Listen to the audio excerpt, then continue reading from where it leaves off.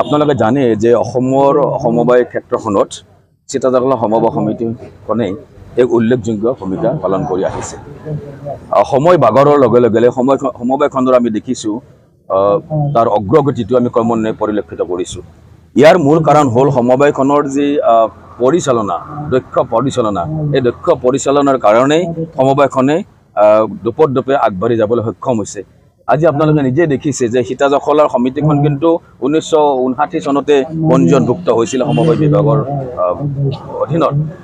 কিন্তু ইয়াৰ যিটো প্ৰক্ৰিয়াকৰণ, দুগ্ধ প্ৰক্ৰিয়াকৰণ প্ৰকল্পৰ আজি 7ম প্ৰতিষ্ঠা দিৱস। আজি এই 7ম প্ৰতিষ্ঠা দিৱসতে অসমৰ বিভিন্ন ঠাইলৈ সীতাজখলা সমবায় সমিতিত উৎপাদিত সামগ্ৰী আমাৰ গ্ৰামাঞ্চলৰ গ্ৰাহকে বিশেষকৈ কম মূল্যত মানে কি বুলি ক'ম আমি গাখীৰ পাবলৈ সক্ষম হৈছে। অকল গাখীৰ উৎপাদন কৰা নহয়, একেলগে উৎপাদকসকলক বিভিন্ন ধৰণে সমিতিখনে সহায় সহযোগিতা মানে আগবঢ়াইছে, বিত্তীয়ভাৱে সহায় সহযোগিতা আগবঢ়াইছে আৰু তেওঁলোকক টেকনিকেলি যিখিনি স্কিল দিব লাগে স্কিলৰ ব্যৱস্থা কৰি আছে। তাৰোপৰি আপোনালোকে দেখিব যে লাহে লাহে সমিতিখনত যথেষ্ট সংখ্যক লোক ইয়াত জড়িত হৈ পৰিছে।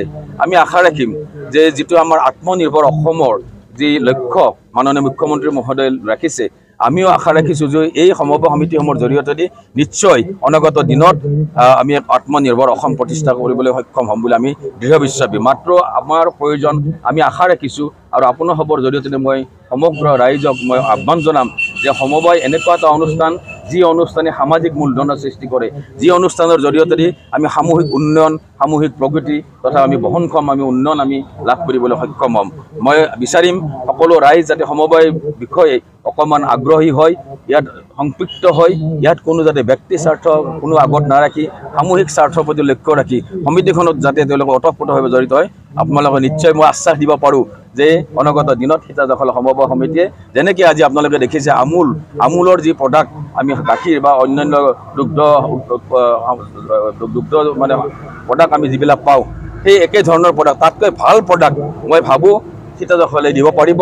আৰু মই এই ক্ষেত্ৰত আপোনালোকে জানে যে আপোনালোকৰ সকলোৰে প্ৰিয় আমাৰ শ্ৰদ্ধাৰ শৰ্মা ডাঙৰীয়া সভাপতি এখন সমবায় সমিতিৰ, তেখেতৰ দক্ষ পৰিচালনাত আৰু আমি ভাবোঁ যে অসম চৰকাৰেও এই ক্ষেত্ৰত যথেষ্ট সহায় নিশ্চয় আগবঢ়াব।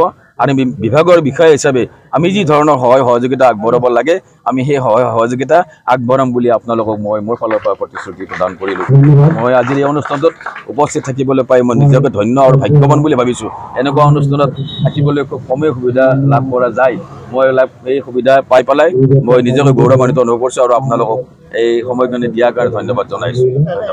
নতুন পৰিকল্পনা ইতিমধ্যে আমি মেনেজমেণ্টৰ লগত কথা পাতিছোঁ। আমাৰ শৰ্মাদেৱেও এই ক্ষেত্ৰত যথেষ্ট আগভাগ লৈছে। ইতিমধ্যে তেওঁ DPR বনাইছে, চৰকাৰৰ ওচৰতো তেওঁ DPR দাখিল কৰা বুলি মই জানিছোঁ।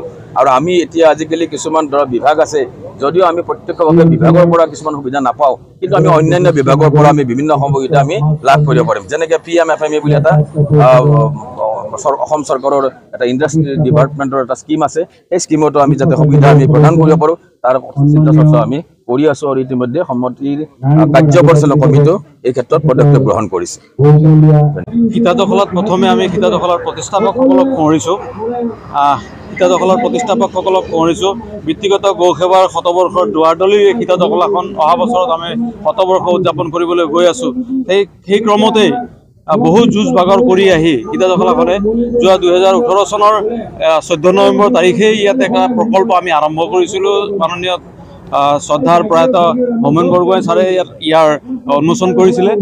পিছৰ পৰ্যায়ত আমি এই যোৱা বিগত 7টা বছৰ আজি ভৰি দিছে যে এই 7 বছৰত সীতাজখলাই বিভিন্ন সংগ্ৰাম কৰিবলগীয়া হৈছে। তাৰ মাজত আমি বিশেষকৈ কোভিডৰ সময়ছোৱাত আমি যথেষ্ট সংগ্ৰামত কৰিছিলোঁ। যিয়ে নহওক অসম চৰকাৰৰ সহযোগে হওক বা কৃষকসকলৰ সহযোগে হওক, এই গোটেইখিনি একেলগত লৈ পেলাই সীতাজখলাই কিছু আমি কৰিবলৈ চেষ্টা কৰি আছোঁ। আৰু অতি গৌৰৱৰ বিষয় যে আজি অসমৰ বিভিন্ন চৰকাৰী প্ৰকল্পবিলাক বন্ধ হৈ আছে যদিও যোৱা বিগত 7 বছৰে এদিনো আমি প্ৰকল্পটি বন্ধ কৰা নাই।